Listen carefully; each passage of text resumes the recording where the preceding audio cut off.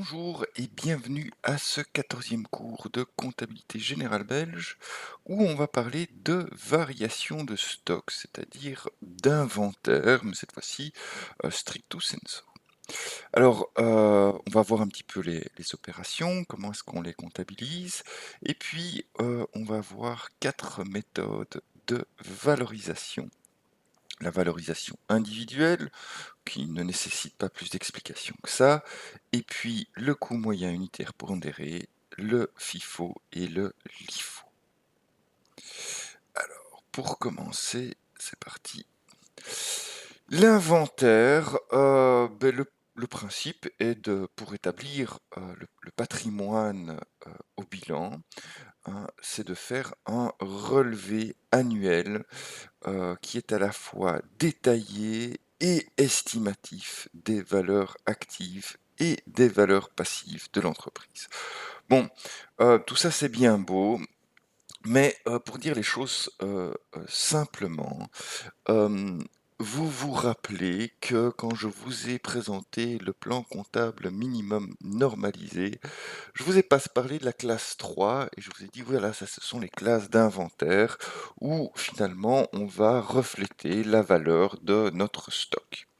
Et puis, je vous ai dit mais, quand on achète et qu'on vend de la marchandise, on va pas mouvementer ça, on va mouvementer plutôt des charges et des produits. Et ben, le principe de l'inventaire, c'est en fin de période de rectifier, si vous voulez, le fait que, au lieu de mouvementer, l'actif stock, on a mouvementé des charges et des produits et d'aller remettre la juste valeur sur la quantité de, marchandises ou d'autres choses, hein, finalement, que vous avez en stock. Alors ça, on appelle ça faire l'inventaire. Alors l'inventaire doit être, au minimum annuel, hein, d'ailleurs on a déjà utilisé comme pièce justificative le livre d'inventaire, hein, ça fait référence à ça et donc on doit le faire au minimum une fois par an. Alors, pratiquement de plus en plus, d'organisations le font en temps réel, hein, et il y a pas de contre-indication à le faire en temps réel. Mais voilà, la loi, elle ne vous oblige pas à informatiser vos systèmes et à compter tout ce qui rentre et tout ce qui sort en temps réel. Donc la loi, elle vous oblige par contre à le faire une fois par an au moment où, vous calculez votre résultat et que vous équilibrez votre bilan. Voilà. Il doit être détaillé, c'est-à-dire que pour chaque chose que vous avez en stock, on doit savoir ce que c'est et en quelle quantité, vous l'avez dans votre stock, hein. Jusque-là, ça paraît tout à fait normal et puis estimatif, c'est-à-dire qu'il va falloir donner une valeur à ce stock et ça paraît, quand on y pense, à première vue comme ça paraît évident et facile, mais en fait, pour estimer cette valeur, on va avoir des tas de règles différentes qu'on peut d'une manière ou d'une autre, choisir. Alors, on sait que les choses, sont modifiées en valeur, hein. Par exemple, on a déjà vu l'amortissement, hein, qui fait que quand un matériel, est usé, enfin pour refléter une certaine usure d'un matériel, on va, appliquer un amortissement. Ici, pour les stocks, on va aussi, hein, appliquer des règles, et on peut choisir ces règles. Même principe, on met à l'arrière du bilan les règles qu'on a choisies, qu'on essaye qu'elles soient logiques quand même, hein, mais voilà, donc tout ça, c'est, déjà vu. Donc voici comment le stock, de marchandises, va être, estimé. On va avoir une valeur initiale de notre stock, hein, qu'on va mettre en 340, hein. N'oubliez pas de prendre votre plan comptable minimum normalisé avec vous, comme ça, vous pouvez directement aller voir en 340. Je vais le faire avec vous, hein. Hem Et ben, donc ici, c'est pour la marchandise, hein, l'exemple. Hem, mais donc vous voyez que vous avez d'autres 3, hein, matières premières, fournitures, en cours de fabrication, produits finis, tout ça, ça fonctionne aussi, hein. Et donc vous avez un stock initial, ici marchandises en 340, donc il y a une valeur initiale de ce stock. En achat, les cours d'achat, excusez-moi, l'achat en cours d'année, on va le mettre bien en charge. Ici, puisque c'est des marchandises, on va les mettre en 604, hein, à des prix qui peuvent varier. Et puis, à la fin de la période, au minimum une fois par an, on va faire un inventaire physique et puis on se dit, ben, combien est-ce qu'il vaut ce stock, hein? Et en fonction de la méthode qu'on a choisie pour estimer sa valeur, hein, méthode qu'on va voir un peu plus loin, eh ben, ça donnera une valeur différente. Et en fin d'exercice, on va, et c'est l'objet des slides suivants, on va écrire, hein, la variation de valeur de stock en mettant à jour évidemment mon actif stock pour mettre à jour mon patrimoine, mais aussi en corrigeant le compte de résultat. Et donc on voit bien qu'en modifiant le compte de résultat, on va aussi modifier notre notre profit ou notre perte, hein, notre bénéfice ou notre perte de l'exercice. Voilà. Alors, ici sont les principes qui sont un peu différents en fonction que ce soit des stocks qui ont été achetés tels quels ou des stocks qui sont fabriqués. Ça dépend un petit peu du type de marchandise et aussi probablement du type d'entreprise, hein, de ce que vous faites comme activité. Pour ce qui est de la valeur d'acquisition, pour les stocks achetés, hein, on a déjà vu ça, pour les marchandises. Donc vous avez votre prix brut, vous retirez toutes les réductions de valeur, vous rajoutez tous les frais d'acquisition et vous obtenez votre valeur d'acquisition. Donc les marchandises rentrent à leur valeur d'acquisition. Pour les stocks fabriqués, c'est quelque chose qu'on n'a pas encore vu, qu'on approfondira, si on voit la comptabilité analytique, hein. C'est le coût de revient, ou on dit ici le coût de production. Et ben, on essaye d'une manière ou d'une autre, de comptabiliser l'ensemble des coûts qu'a généré la fabrication de ce stock. Je ne rentre pas dans plus de détails pour le moment, mais voilà. Donc, en ce qui nous concerne, si je vous donne un exercice sur ça à l'examen, ben, je vous dirai, ben voilà, le coût de production, et je vous le donnerai. Très bien. Ensuite, on a le calcul de la valeur du stock en fin d'exercice, hein. Cette valeur du stock en fin d'exercice, eh ben, c'est simplement la valeur initiale, hein, qui est finalement égale à la valeur finale de l'exercice précédent, hein. Donc c'est quelque chose qui est constant, hein. Donc la valeur initiale plus la somme des valeurs d'acquisition fois la quantité entrée en stock moins la somme des valeurs de sortie, et on verra, hein, suivant les techniques, comment est-ce qu'on calcule ces valeurs de sortie, hein, fois la quantité de sortie de stock. C'est logique, hein, donc j'avais un certain stock, toutes les valeurs qui rentrent, eh ben, elles se rajoutent à cette valeur du stock, et toutes les valeurs qui sortent, elles diminuent la valeur du stock. Jusque-là, tout est facile. Alors, à la fin, je regarde si ma variation de stock est positive, c'est-à-dire que finalement, si j'ai plus de stock en valeur que mon stock initial, hein, pour ceux qui aiment bien les maths, ça veut dire que la valeur finale moins la valeur initiale est positive. Et si c'est le cas, donc il y a une augmentation de la valeur de mon stock, eh ben, ça on le sent bien, l'actif stock, on va devoir l'augmenter puisque j'ai plus de valeur, hein. Et je vous rappelle que cet actif stock, excusez-moi, il est en classe 3. Je vous ai remis là en bas à gauche dans le cadre les plus couramment utilisés: stock de matières premières, stock de fournitures, stock d'encours de fabrication, stock de produits finis, stock de marchandises. Voilà, donc ça, je vais l'augmenter et excusez-moi, diminuer une charge. Puisque, et ça c'est la petite difficulté que je trouve un peu déroutante, mais bon, c'est comme ça, hein. Quand on mouvemente des stocks achetés, les variations de stock, on va les refléter dans des charges et quand on mouvemente des stocks fabriqués, eh ben, ces variations de stock, on va les mettre en produits. Conceptuellement, ça change rien du tout, mais voilà, c'est comme ça. Dans un cas, on diminue une charge et dans l'autre cas, on augmente un produit. Bon, l'effet sur le résultat est le même évidemment, hein, mais voilà.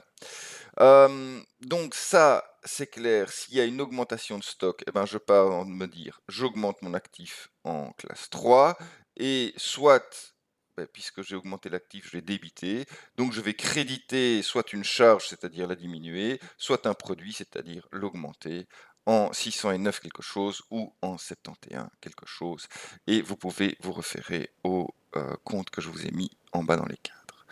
Si par contre la valeur de mon stock a diminué, hein, donc c'est-à-dire que la valeur finale de mon stock moins sa valeur initiale au début de la période est négative, à ce moment-là, je vais devoir diminuer la valeur de l'actif, hein, donc je vais le créditer, donc je vais bien débiter une charge en l'augmentant ou débiter un produit en le diminuant. Voilà, je trouve que ce petit tableau est bien pour, faire le point sur les difficultés de l'écriture comptable de chaque cas, hein. On va illustrer ça. Avant d'illustrer ça, une petite note sur les pièces justificatives. Alors, moi je vais, dans mes exercices estimer qu'on fait ça, le minimum légal, c'est-à-dire en fin d'exercice et du coup, ma pièce justificative sera le livre d'inventaire. Si vous faites ça à tout autre moment, la pièce justificative sera simplement une fiche de stock et on pourra, je vous montrerai comment calculer ces fiches de stock, en fin de vidéo. Mais donc ici, je mets chaque fois livre d'inventaire. Il va de soi que si vous avez le même cas, mais à un autre moment, vous mettez pièce justificative, fiche de stock. Très, très bien. Alors allons-y pour ce premier exemple. Ici, on a un stock initial de 50 000 euros. On achète pour 180 000 euros de marchandises, hein. On repère que c'est marchandises, donc on sait quel compte on va utiliser. Et puis, on a un stock final de 20 000. Alors, comme c'est des marchandises, eh ben, on sait que c'est un stock acheté, hein. Et donc, puisque c'est un stock acheté, on va mouvementer une charge. Ça, c'est déjà très clair. Ensuite, on regarde dans quel sens va la variation de mon stock. On voit que j'avais un stock initial de 50 000 et un stock final de 20 000. Donc ce stock a bien diminué en valeur de 30 000. Et donc, puisqu'il diminue, hein, je vais bien diminuer mon actif et augmenter ma charge. Et ça, de 30 000. Très bien. Allons-y. Donc, une charge excusez-moi, un actif qu'on diminue, on va le créditer. Donc, on va commencer par la charge, hein, et je vais vous laisser aller chercher ça dans votre plan comptable minimum normalisé. Et je vais aller avec vous, hein, je vais faire l'exercice tranquillement. Donc, je vais prendre une charge en classe 6. Cette classe en classe 6, et je vois en 60, hein, provisionnement et marchandises, je vois 609 variations des stocks, hein. Et là, j'ai en dessous 6094 variations des stocks de marchandises. Donc ça, c'est bien la charge que je vais débiter et que je mets en premier. Donc, je vous l'ai dit, moi je suis en fin d'exercice, donc 31 du 12. Numéro de compte 6094, variation de stock de marchandises. Et ça c'est important, on va bien débiter ici la variation, hein. Donc bien 30 000, il ne s'agit pas d'aller débiter 20 000. Donc c'est bien 30 000 qu'on débite. Alors j'en ai fini pour les débits. Ce que je vais créditer, c'est mon actif. Ici, donc mon actif en classe 3, je vous laisse le temps d'y aller dans votre plan comptable minimum normalisé. Hop, on va prendre le 3. On voit ici en 34 marchandises. Ok. ok. Et en 340, stock de marchandises, valeur d'acquisition. Très très bien, hein. Donc A, stock de marchandises, valeur d'acquisition. Et ça, on va bien le diminuer de 30 000, donc le créditer. Pièce justificative, eh ben, pour moi, ce sera livre d'inventaire, puisque je suis en fin d'exercice, hein. Vous pourriez avoir fiche de stock. Cool. Alors, c'est pas récurrent, mais cette fois-ci, on va aller regarder un petit peu ce qui s'est passé, hein, suite à cette écriture au livre journal, ce qui s'est passé dans mon grand livre des comptes. Alors, je vous ai mis les trois comptes qui sont importants dans cet exercice. On va d'abord se concentrer sur le compte stock de marchandises 340, c'est celui qui est au milieu, hein, où on voit bien, et c'est important de le conceptualiser, que ma situation initiale de ce compte, c'est le 50 000, qui était finalement le solde débiteur de ma période précédente, qui, à l'ouverture des comptes, hein, on voit le 1 du 1, j'ai été mettre 50 000 là, et c'est resté pendant tout mon exercice comptable là. Et ce que j'ai fait maintenant, c'est que je me dis, ah ok, il y a 20 000, donc qu'est-ce que je fais? Je vais diminuer cet actif de 30 000, et c'est l'écriture que j'ai passée. Et on voit maintenant que mon solde débiteur est bien 20 000, donc j'ai la bonne valeur dans mon compte stock de marchandises. Donc ça, c'est voilà, c'est une première erreur évitée qui est, j'ai souvent des étudiants qui vont me débiter la valeur finale, hein, du stock final. Ça n'a pas de sens ici. Bon, l'autre chose, c'est que bon, l'achat de marchandises 604, là tout au fond, 280 000, hein, ça c'est ce qui s'est passé pendant tout le. Alors évidemment, ça peut être arrivé en plusieurs opérations, mais là j'ai mis une opération, donc ça on a 180 000. Et donc ce que je vais rajouter dans mon compte de résultat, et on va un petit peu jeter un œil à l'effet de cette opération sur mon compte de résultat. Ce qu'on a rajouté au compte de résultat, c'est un débit en 6094, hein, que vous retrouverez dans la catégorie variation de stock. Je l'ai mis en rouge ici, donc on a mis 30 000, donc c'est bien une charge en positif. Donc comme on augmente les charges, on voit ça remonte dans approvisionnement et marchandises, hein, j'étais à 180 000, là on rajoute 30 000, donc je passe à 210 000. Et donc, quand je calcule mon résultat, ça veut dire, hein, je vous rappelle que le résultat, c'est produit moins charge. Donc, ça veut dire que je retire quelque chose de plus grand à mes produits puisque ma variation de stock était positive. Et donc, plutôt qu'avoir un résultat de 70 000, grâce ou à cause, peu importe, donc la conséquence de cette écriture, c'est que mon résultat final passe de 70 000 euros à 40 000 euros. Il a donc bien été diminué par le fait que mon stock a été diminué. Voilà, hein. C'est important parce que finalement, ça reflète mieux ce qui s'est passé par rapport au réel flux entrée-sortie de marchandises dans mon organisation. Voilà. Alors, maintenant qu'on a compris le principe, ça va être beaucoup plus facile pour les suivantes, hein. Je vous ai fait les 4 situations, hein, parce que ça va vite et ça permet d'entrer les choses facilement dans votre cerveau. Ici, donc toujours en fin d'exercice, stock initial 60 000, achat de marchandises, donc toujours marchandises 200 000, stock final 70 000. Donc on est toujours avec des stocks achetés, donc on va toujours augmenter des charges, et les mêmes puisque c'est marchandises. La variation de stock, cette fois-ci par contre, on a augmenté la valeur de notre stock, donc on est en positif de 10 000, hein, valeur finale moins valeur initiale est égale à 10 000.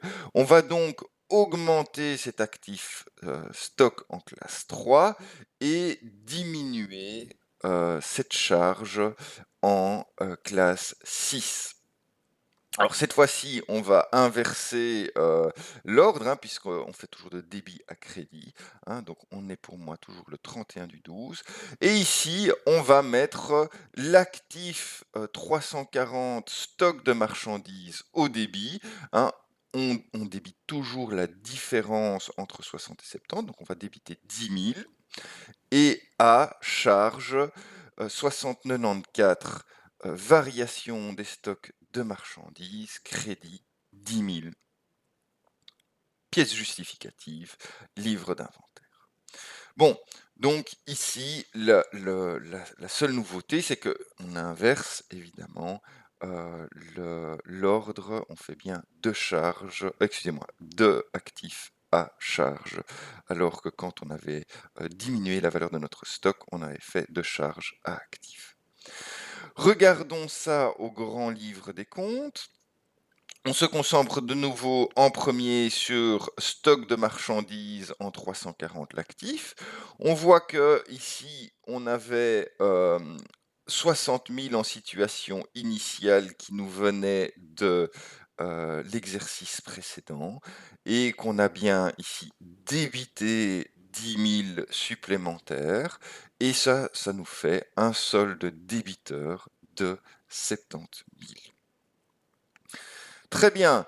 Alors l'effet va bien sûr être inverse au compte de résultat. Regardons, on a mis notre variation de stock qui est ici en négatif, hein, donc on a mis, donc c'est un peu compliqué, mais donc c'est bien une charge négative, hein, donc moins 10 000, hein. Et donc l'effet va être de diminuer le montant total des charges de 200 000 à 190 000 et donc mon résultat va lui être augmenté puisque je vous le rappelle, mon résultat c'est produit moins charge. Donc on va enlever quelque chose de moins grand et donc on va augmenter mon résultat. Ici, dans l'exemple, on passe de 50 000 à 60 000.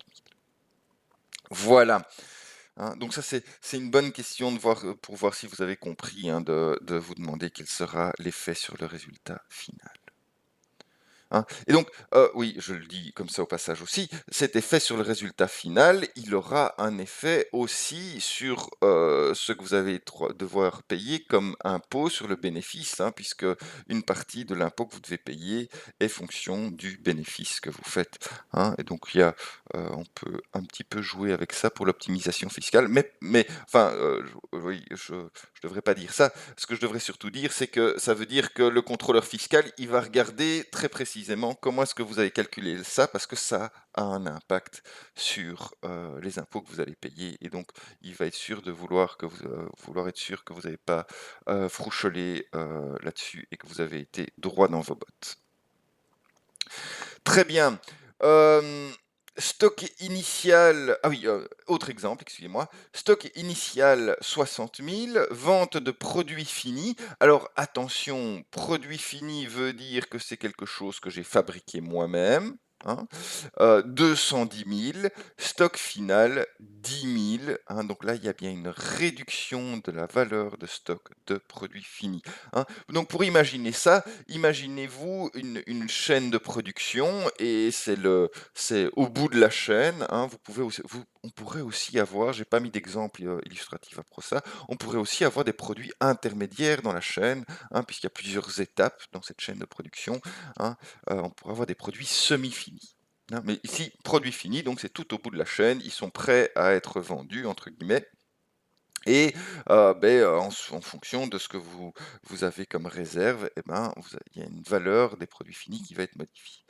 Ce qui est sûr, c'est que comme c'est un stock fabriqué, je ne vais plus mouvementer une charge comme dans les exemples précédents, mais je vais mouvementer un produit. Ma variation de stock, on l'a dit, la valeur de mon stock a diminué, hein, de 50 000. Et donc, comme elle a diminué, je vais créditer l'actif et comme je crédite l'actif, je vais débiter un produit, c'est-à-dire que je vais diminuer ce produit, hein. C'est la manière la plus simple de le penser, hein, de se dire, bah, voilà, je réfléchis sur mon actif, est-ce que je le débite ou est-ce que je le crédite, hein, et ça c'est facile parce que je sais si la valeur de mon actif a augmenté ou a diminué. Et puis pour le charge ou le produit, je dis, ben, si j'ai débité l'actif, eh ben, je crédite la charge ou le produit, et si j'ai crédité l'actif, comme ici, je débite le produit ou la charge. Très bien. Donc, on est pour moi le 31/12.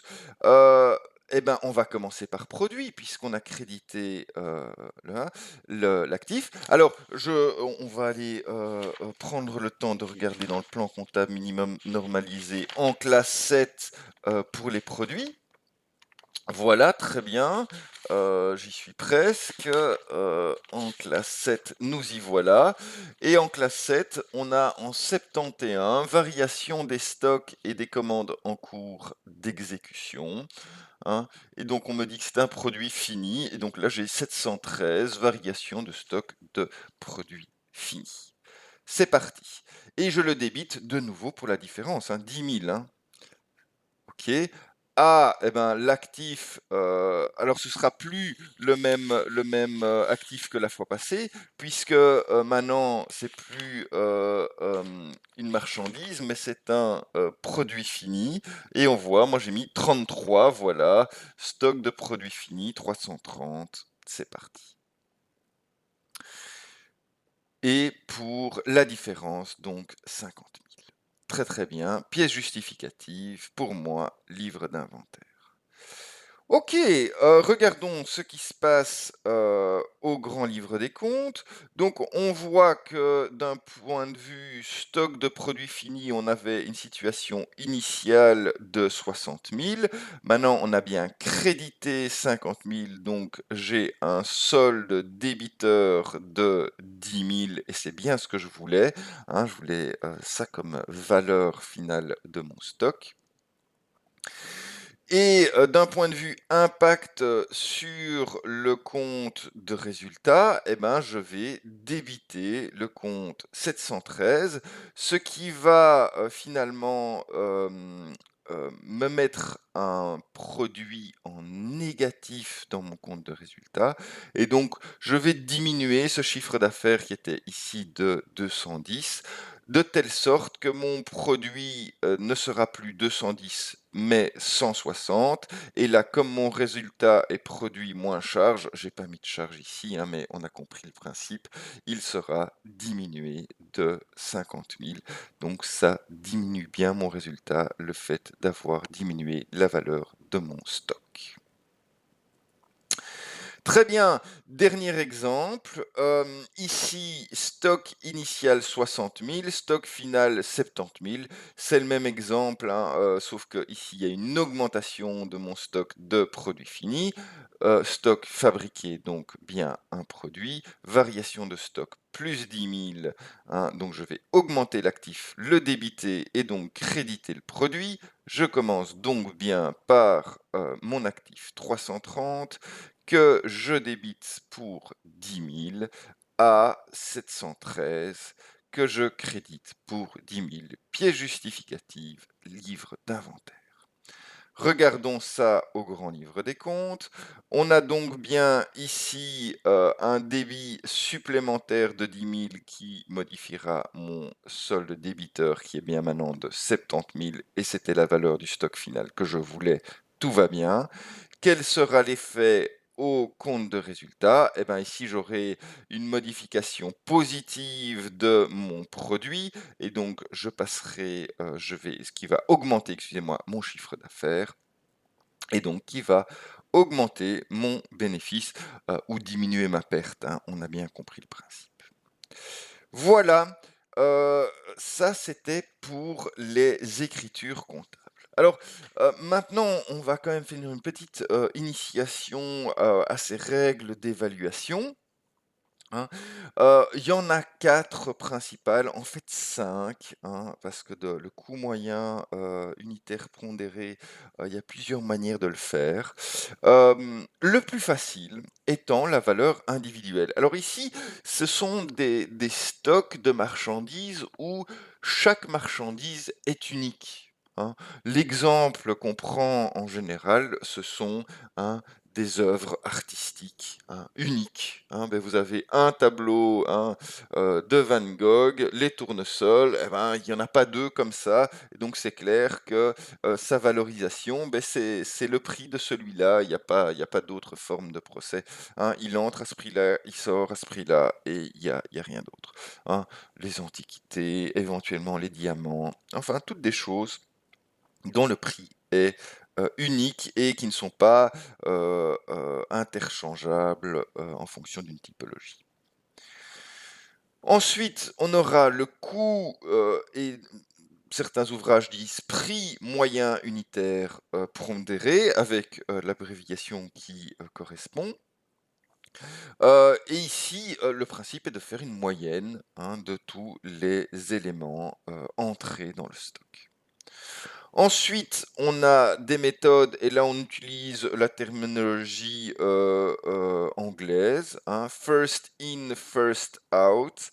Le premier rentré, ou plutôt on devrait dire la valeur du premier rentré est la valeur que j'utilise pour le premier qui sort.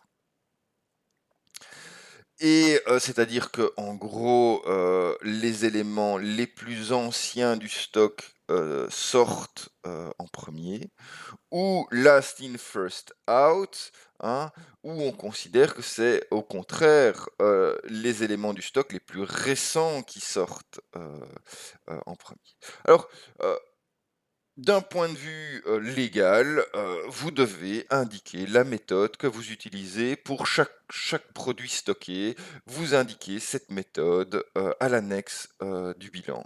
Hein. Donc, si vous avez des exercices un peu poussés, ben, vous allez voir, hein, à l'annexe du bilan qu'on vous a fourni hein, comment est-ce que vous devez évaluer. Et bien sûr, principe de permanence des méthodes est applicable ici. Hein. Voilà, voilà.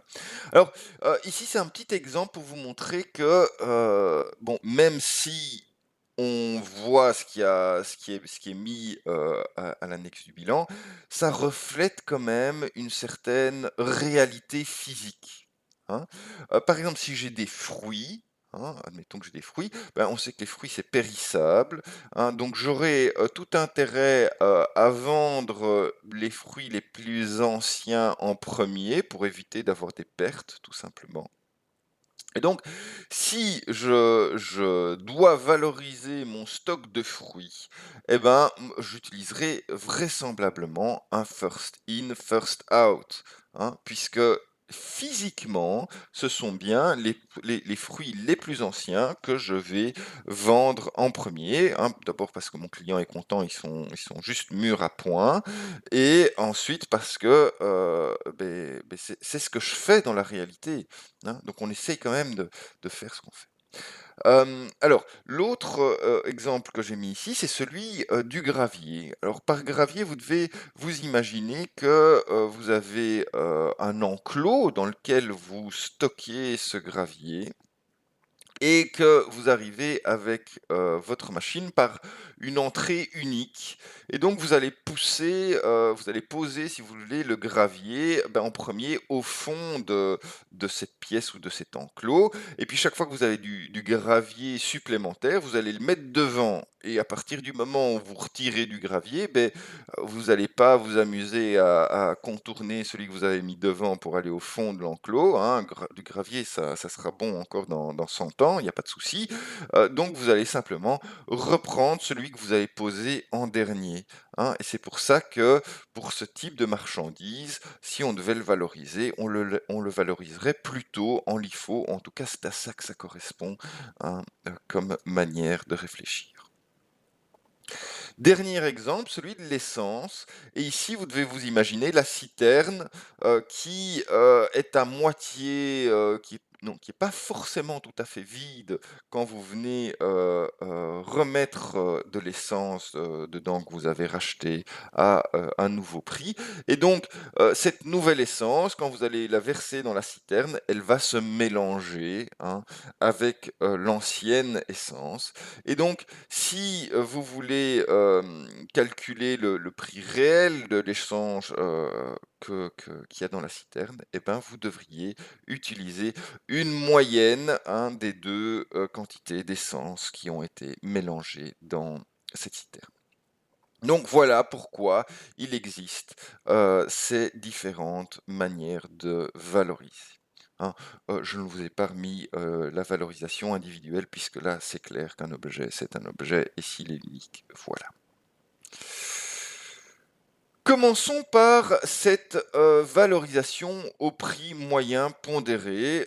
Est-il encore utile de vous montrer comment faire une moyenne? Bah, voilà, je le fais quand même, hein. Donc le prix moyen, pondéré, c'est bien la valeur en euros du stock initial plus tous les achats de la période, hein. Ici, hein, j'ai mis pour l'exemple simplifié qu'un seul achat, mais donc on va tous les sommer les uns derrière les autres et donc toutes ces valeurs de tout ce que j'ai acheté, on va les diviser par la quantité du stock initial et de tous les achats. Donc, illustrons ça ici. Admettons que j'ai un stock initial de 500 unités que j'ai acheté à 5 € pièce, ou en tout cas qui valent, suivant mes calculs, 5 € pièce. On dit que leur valeur totale vaut 500 unités fois 5 €, 2 500 €. J'ai acheté 1000 unités pour une valeur chaque fois identique de 10 € et donc la valeur totale de mes achats est bien de 10 000 €. Si j'ai un stock final après inventaire de 200 unités et que je veux, utiliser une méthode de prix moyen pondéré, eh ben, je vais tout simplement faire 1500 pièces, hein, donc là j'ai mon dénominateur, et 12 500 €, j'ai mon numérateur, 12 500 € divisé par 1500 pièces, ça doit me faire 8 et des poussières, 8,33, voilà, hein. Donc pour 200 unités, à 8,33 € pièce, j'ai une valeur totale de mon stock de 1666,67 €. Très bien. Alors, il se fait qu'on appelle prix moyen pondéré, excusez-moi, deux techniques, hein. Il y a moyen de calculer la moyenne à chaque entrée en stock, hein, un coût moyen pondéré. Et là, l'avantage, c'est que j'ai un coût de sortie à chaque sortie de stock. Ou alors, je peux le faire, hein, et ça, c'est en général si je suis pas du tout informatisé, hein, et que j'aime pas trop la comptabilité, ben, je le ferai comme ça. Je calculerai ma moyenne à la fin avec, à la calculette, hein, avec mes factures, hein, et j'en tirerai mes conclusions à la fin. Hein, donc 2 techniques et je documenterai les 2, hein, quand on fera l'exercice détaillé, qui reviennent pas tout à fait à la même chose, hein. L'un étant, utilisé quand je suis vraiment, pas informatisé et que, voilà, je fais juste, le minimum légal parce qu'on me le demande et l'autre, quelque chose où j'ai plus envie de savoir à combien, sortent mes marchandises, notamment pour pouvoir les revendre au-delà de leur coût de revient, enfin de leur coût d'achat ou de leur coût de revient. Voilà, voilà. Très bien.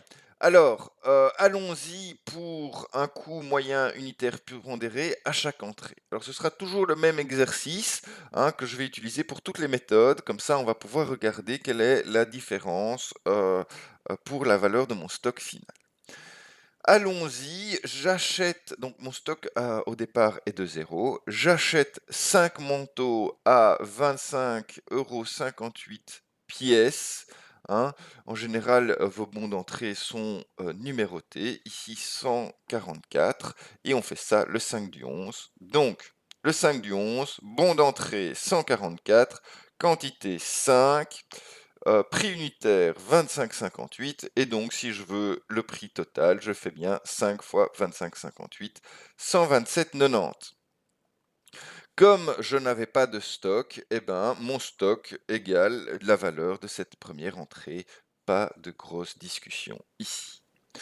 Prochaine entrée au 14 du 11, billet d'entrée 147, 145, excusez-moi, pour une quantité de 2 manteaux. Et là, je les achète plus au même prix, hein, parce que le prix du marché a été modifié pour une raison ou une autre. Je l'achète à 28 euros pièce.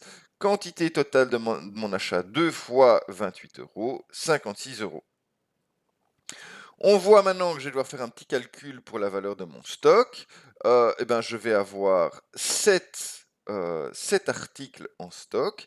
Et si je veux connaître le prix unitaire, et là on voit que je le calcule à chaque entrée, donc oui, je veux le connaître, eh ben, je vais devoir faire la valeur de mon stock précédent, 127,9, plus l'ajout de valeur 56 euros, hein, et je vais diviser ça par ma quantité en stock, 7, hein, et j'obtiendrai 26,27 et j'aurai eu au passage la valeur totale de mon stock de 183,90.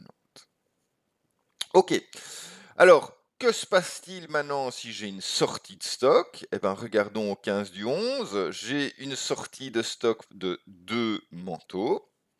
Très bien. Eh ben, la valeur unitaire de sortie, ça va être mon coût moyen unitaire pondéré que j'ai calculé, c'est-à-dire 26,27. Donc, ni 25,58, ni 28. Ça sort à 26,27, hein, et donc 2 fois 26,27, c'est mon coût de sortie. Qu'est-ce qu'il reste en stock? Ben 5 unités. Et ici, comme mes sorties se font au même coût que la valeur unitaire de mon stock, eh ben la valeur unitaire reste identique. Et pour avoir la valeur totale, je fais 5 fois cette valeur unitaire. Ou je peux aussi simplement enlever la valeur de sortie des 183,90. J'obtiendrai dans tous les cas 131,35. Très bien. Deuxième sortie, c'est pas vraiment utile parce que le principe sera le même. On sort toujours ça à 26,27. 3 fois 26,27, 78,81. Ici, il me reste deux manteaux à 26,27 toujours, donc pour 52,54. Voilà. On complique un petit peu la chose. On rachète à 24,60 5 manteaux. 24,60, donc 5 fois 24,60, 123. Et donc ici, pour calculer mon stock, je vais bien avoir 2 que j'ai déjà en stock, plus les 5 que j'ai rajoutés, ça fera 7. Hein. Et donc pour avoir ma valeur unitaire, je rebelote, je refais une moyenne, 52,54 qui est la valeur de mon stock actuel, plus 123, et ça je divise par 7, j'obtiens 25,08. Donc, mon total que j'ai eu au passage, 175,56. Et donc, si je revends finalement 6 manteaux, je vais les revendre à 25,08, ma valeur moyenne, pour un montant total de 150. Et donc, il me restera bien un manteau au coût de, au prix, hein, à la valeur, excusez-moi, de 25,08. Voilà, donc en cas d'un coût moyen unitaire pondéré où la moyenne est calculée à chaque entrée, j'ai bien une valeur de 25,08 pour ma valeur de mon stock. Ici, hein, pas forcément en fin d'exercice. Alors, regardons un petit peu comment ça se fonctionne si jamais je fais mon coût moyen unitaire pondéré, mais que, vu que je ne suis pas du tout informatisé, ben je fais ça en fin, excusez-moi, en fin de période. Eh ben, allons-y. Hop, je mets tous mes bons, hein, je chipote pas. Je vais pas vous refaire toutes les entrées. Les entrées sont exactement les mêmes. Par contre, quand j'ai une sortie, eh ben, Je sais pas vraiment dire à quel prix je la sors, je calcule pas quoi. Je sais simplement les quantités que je sors. Voilà, hein, par contre quand ça rentre, ça, hein, il y a pas de souci, j'ai ma facture qui fait en sorte que je j'ai les montants auxquels c'est rentré. Donc j'arrive en fin de période et je dis: «Ah maintenant je voudrais valoriser mon stock». Beh, très, très bien. Je vais calculer mon coût moyen unitaire pondéré et donc je vais simplement faire le total de mon stock initial qui était de 0 ici, plus de tous mes achats, donc 127,90 plus 56 plus 123 et je vais diviser ça, hein, par l'ensemble, hein, de mes achats, c'est-à-dire j'ai acheté 12 manteaux, donc prix moyen 25,57. Et maintenant, je peux éventuellement calculer le prix, enfin la valeur intermédiaire de mes stocks, hein, si j'en ai l'utilité, je suis même pas obligé de le faire. Je peux aussi, si j'en ai l'utilité, aller calculer le prix auquel euh, excusez-moi, les différents manteaux. Et donc, on voit qu'ils sont toujours sortis à 25,57. Hein, il n'y a pas de discussion là-dessus. Hein. Euh, donc, et j'ai surtout, et c'est ça en général qui est important ici, j'ai la valeur de mon stock final 25,57, une, hein, une unité en stock. Et donc on voit que le montant n'est pas le même que si j'avais fait cette moyenne à chaque étape. Hein, bon, c'est pas grand-chose comme différence, mais c'est une différence tout de même. Voilà, hein, pour ces coûts moyens unitaires pondérés. Alors, regardons un petit coup à cette méthode FIFO d'abord, hein, donc pour first in, first out. Reprenons notre exemple très simplifié avec un stock initial de 500 unités. Et puis, à des achats de 1000 unités, tout au même prix, 10 euros l'unité. Et on me dit, voilà, j'ai un stock final après inventaire de 200 unités. Comme je travaille en first in, first out, j'ai d'abord sorti mon stock initial, les 500 unités. Donc tous ceux à 5 euros, ils sont déjà sortis. Après, il m'en restait encore 1000, j'en ai encore sorti 800 à, à 10 euros l'unité. Il m'en reste donc 200 à 10 euros l'unité. Ça me fera une valeur totale de 2000. Alors, euh, bon, ce cas-là est relativement simple. Regardons des cas un peu plus complexes. Bon, s'il y a 600 unités, il y a pas de discussion non plus, hein. Ce sera toujours, enfin, je veux dire, si mon stock final n'était pas de 200 mais était de 600, il y aura pas d'autres calculs à faire, hein. Ça sera simplement, au lieu d'être 200 fois 10, ce sera 600 fois 10 pour 6000, puisque, hein, il en reste 600, mais c'est toujours 600 à 10 euros prix unitaire. Plus compliqué si mon stock final après inventaire est de 1100 unités, parce que là, ça veut dire qu'il me reste dans mon stock des marchandises. On ne me dit pas si c'est des marchandises, mais en tout cas, voilà. Du stock à 5 euros pièce et du stock à 10 euros pièce. Donc, il me restera mes 1000 unités à 10 euros pièce et, hein, j'aurai 100 unités à 5 euros pièce, ce qui me fera bien 10 000 plus 100 fois 5, 500, 10 500 euros pour la valeur totale. Donc là, on voit bien qu'on a éliminé déjà 400 unités à 5 euros. Il m'en reste 100 à 5 euros, plus toutes celles à 10 euros. Hein. Donc ça, c'est le principe du first in, first out. Alors, sur un exemple un peu plus complexe, qui sera toujours mes mêmes manteaux, hein, achetés au même rythme. Alors, pour les entrées, pas de différence. Pour les entrées, ça rentre toujours au même prix. Mon stock, tant qu'il n'y a que des entrées, est calculé de la même manière. hein. Et donc j'arrive toujours avec mon stock de cette unité au prix total, hein, de 183,9. Ça, c'était comme dans les exemples précédents. Là où ça va commencer à changer, c'est quand je vais faire des sorties. Alors, je vous rappelle qu'on est en first in, first out. Donc, si j'en sors deux, eh ben, les deux que je vais sortir, ça va être des sorties à 25,58. Hein, 25,58. Donc ici, je ne fais pas du tout de moyenne, je sors les plus anciens d'abord au prix des plus anciens. Hein, et donc 2 fois 25,58, je les sors à 51,16. Alors, là où ça commence à devenir plus compliqué, c'est pour calculer ce qui me reste. Alors, alors, en général, là, on calcule surtout la valeur totale qui reste, hein, et ce sera bien sûr 180,90 moins 51,16. Ça sera la manière de le calculer. Et je pourrais éventuellement calculer un prix unitaire qui serait ici moyen, mais ce serait en fait plus intelligent de mettre, il m'en reste 3 à 25,58 et 2 à 28. Hein, ici, c'est pas ce que j'ai fait, j'ai calculé la moyenne, mais cette moyenne en fait ne veut rien dire en FIFO. C'est juste pour me donner une idée, mais voilà, ce qui m'intéresse, c'est qu'il m'en reste 3 à 25,58 et 2 à 28.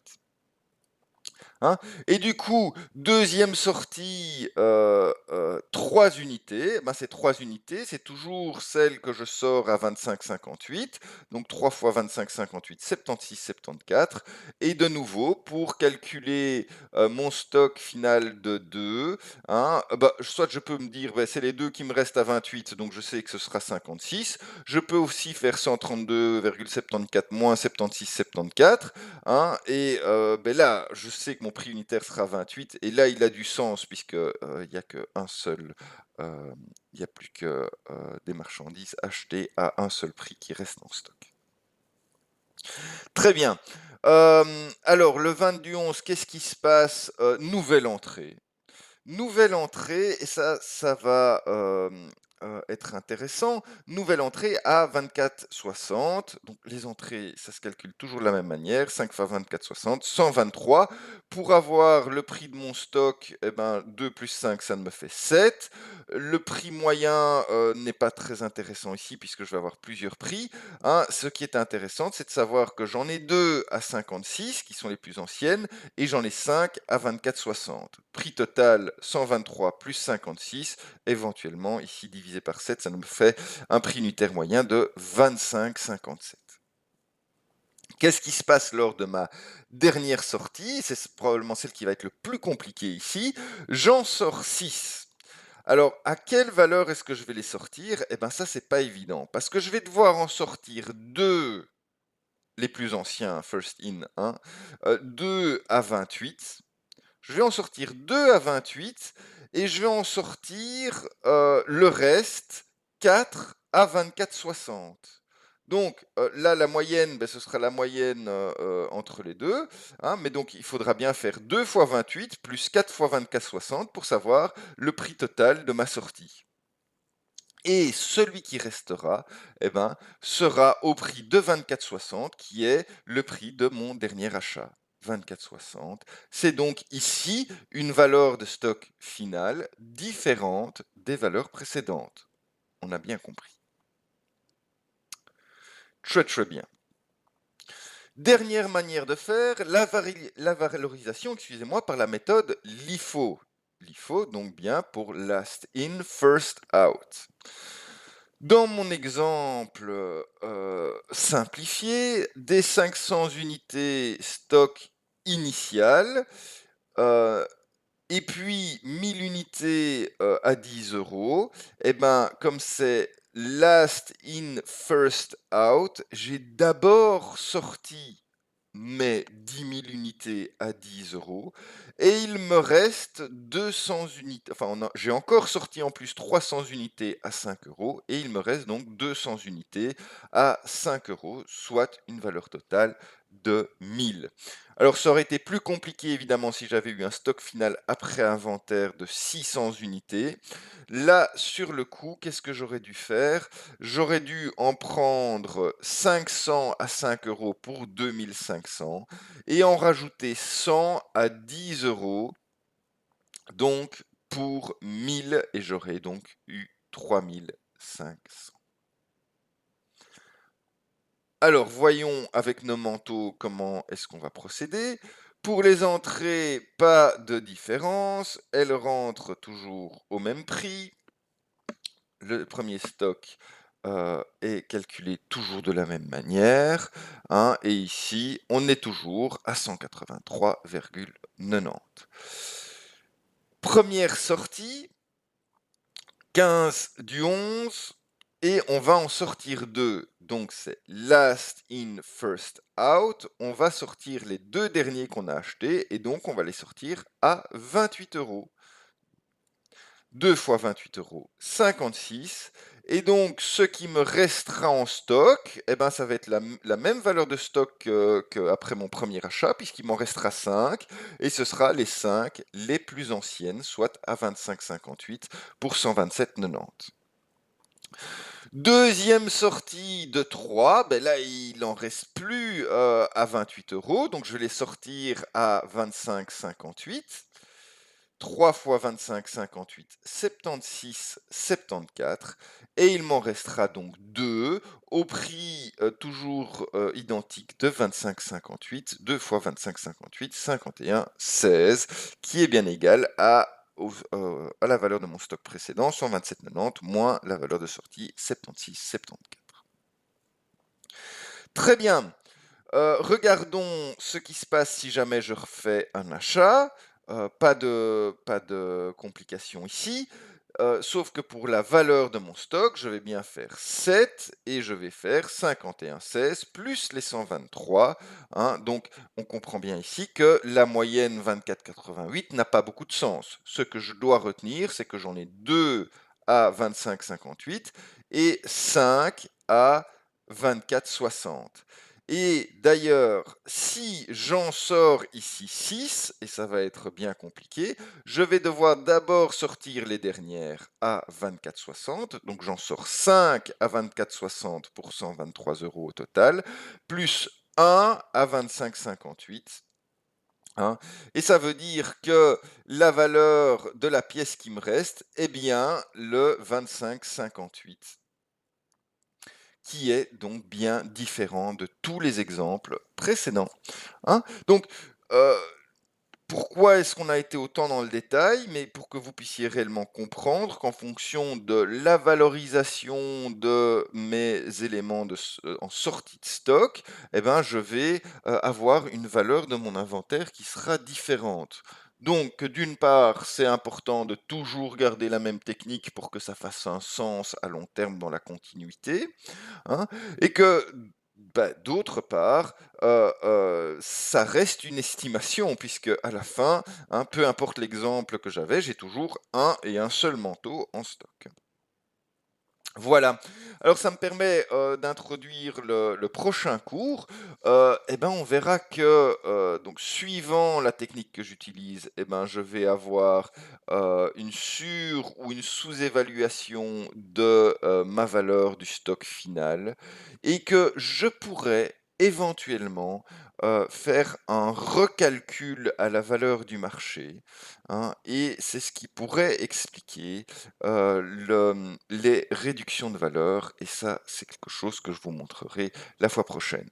Il y aura évidemment une conséquence sur le résultat d'exploitation, puisqu'on a vu en première partie de cours que quand je mets une différence de stock dans ma comptabilité, ça a un effet sur mon compte de résultat, et donc fatalement, si j'évalue différemment mon stock, j'aurai une variation de stock différente, et donc un effet différent sur mon résultat d'exploitation. Voilà, je vous laisse un peu ce suspense jusqu'à la fois prochaine. Et ben voilà, merci, et à la semaine prochaine.